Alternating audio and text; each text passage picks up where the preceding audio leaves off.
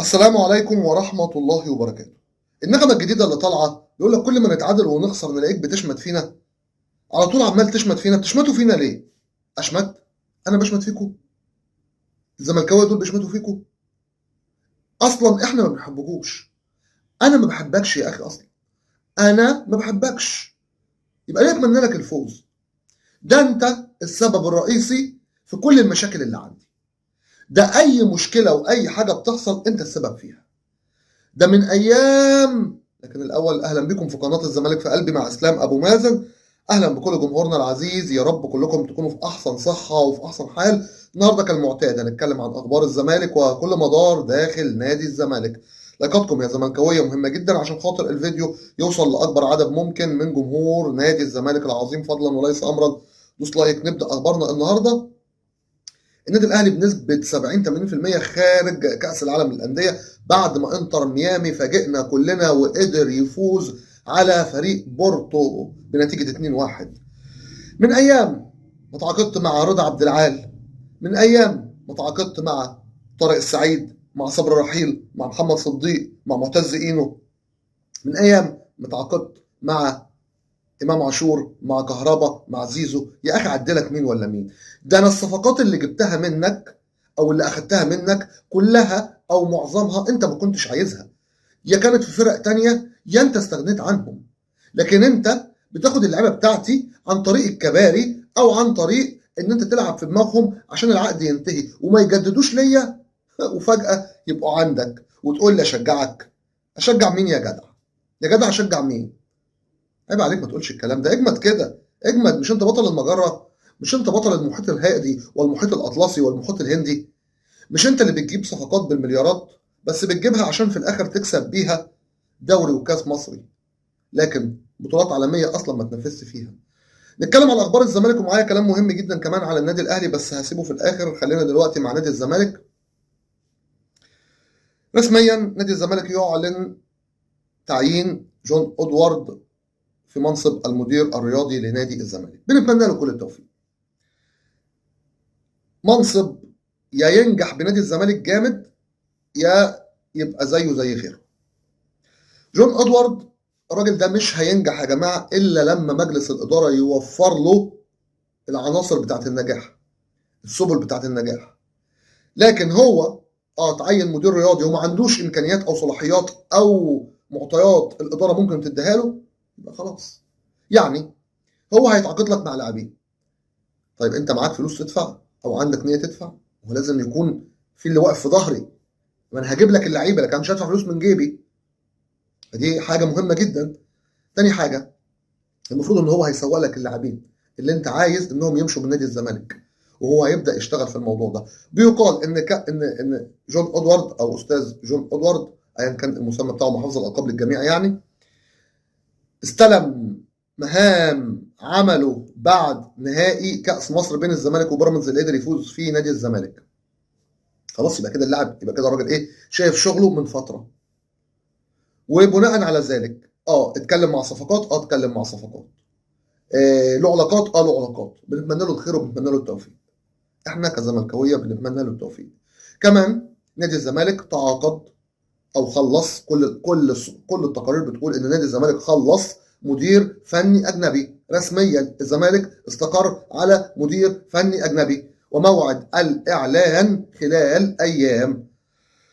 واللي يعرف الاسم بتاع المدير الفني الجديد لنادي الزمالك كابتن حسين لبيب ولجنه التخطيط ومعاهم جون ادوارد. طيب الى الان ليه ما قالوش موضوع المدير الفني الاجنبي؟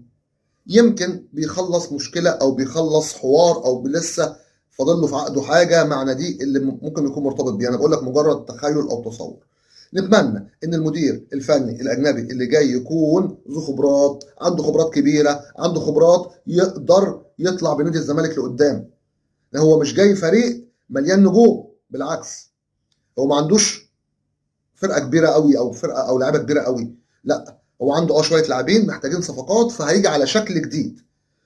هنشوف هل دراسه ملف المدير الفني الاجنبي جه بعنايه ولا مجرد اسم والسلام. بنتمنى التوفيق لنادي الزمالك.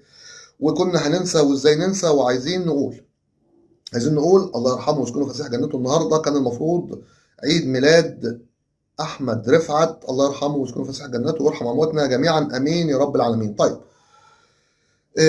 كلام كتير رايح وجاي على سيف الجزيري، لسه الى الان مفيش اي كلام رسميا هو ماشي ولا مكمل. لكن سيف الجزيري بيقول لك لا انا لسه عقدي شغال. سيف الجزيري لو هيمشي في شرط جزائي. فسيف الجزيري الى الان انا اتوقع اللي هيحط الاسماء الراحلين هو المدير الفني الجديد. اللي هيحط اسماء الراحلين المدير الفني الجديد بعد التقرير اللي هياخده من كابتن ايمن الرمادي. بعد التقرير اللي هيكتبه كابتن ايمن الرمادي برضه بيساعده، التقرير ده بيساعده وبيبدا يشوف فيديوهات كمان.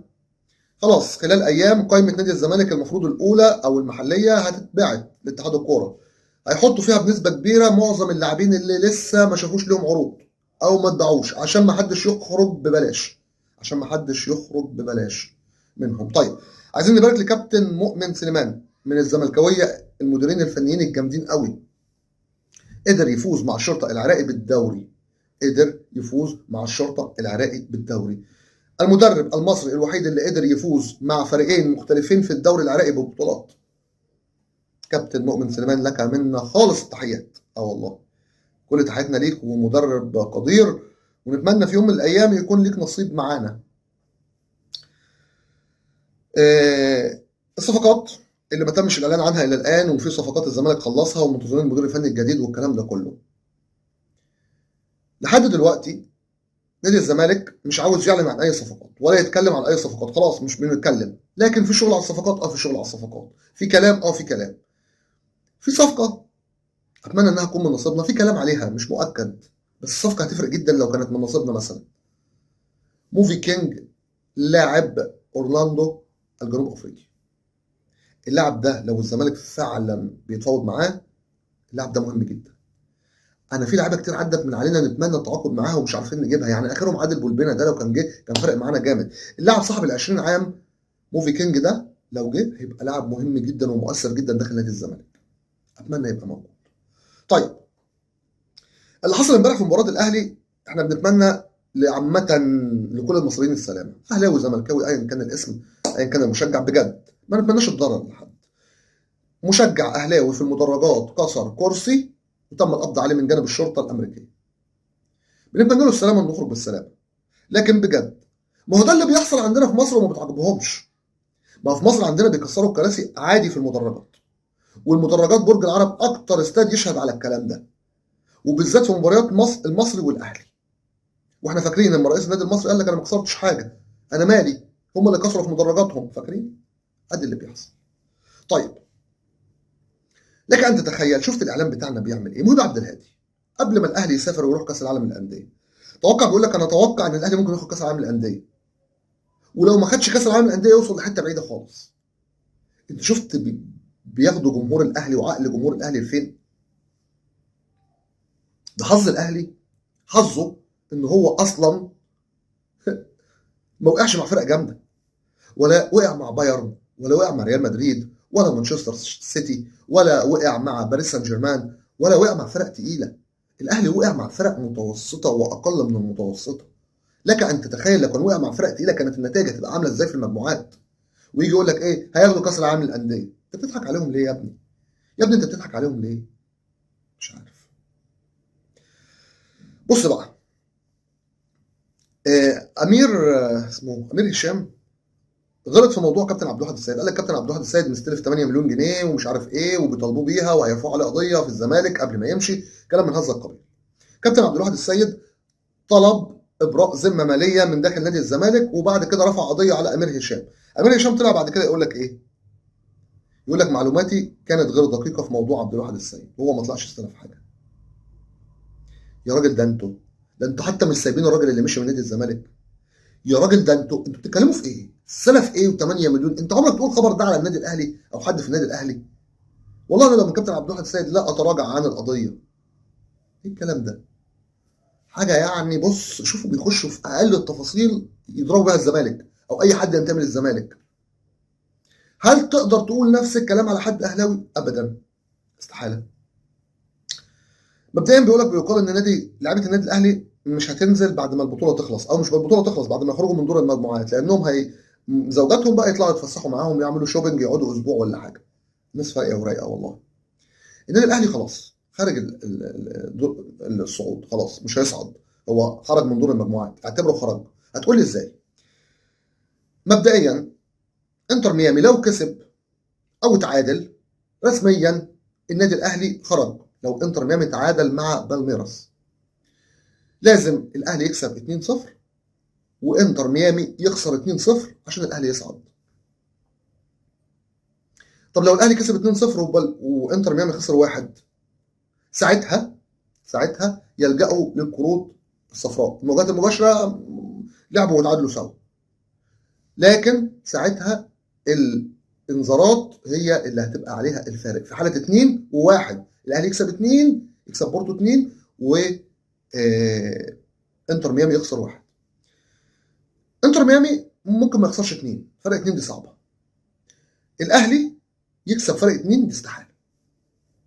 نقول تاني، الاهلي يخسر فارق 2-0، يكسب فارق 2-0، يكسب فارق 2-0، يكسب بورتو فارق 2-0، استحاله. استحاله. في اقاويل بتقول ان هم عاوزين ريفيرو اللي هو المدير الفني للاهلي يمشوه. مش مؤكد الكلام، لكن المؤكد بقى ان الراجل ريفيرو ده طالب صفقات جديده في النادي الاهلي. طالب صفقات جديده. لك ان تتخيل ان بعد التيم الجامد اللي معاه ده كله، اللي هو اللي ريش على ما فيش، طلب صفقات تاني. كابتن حسين محتاجين صفقات بالله عليكم، شوف الراجل مش عاجبه الصفقات اللي معاه. على العموم هي الصفقات مش هتنجح، لان نصها كان جاي مكايده في نادي الزمالك، وصفقات تانية كانت جايه بالاسم وخلاص. انت فاهم، هم اشتغلوا السنه دي على الاسماء بس، فالاسماء مش هتعمل لهم حاجه يعني خالص. هم كده كده خارج كاس العالم للانديه، وهتقولوا اسلام قال ان شاء الله.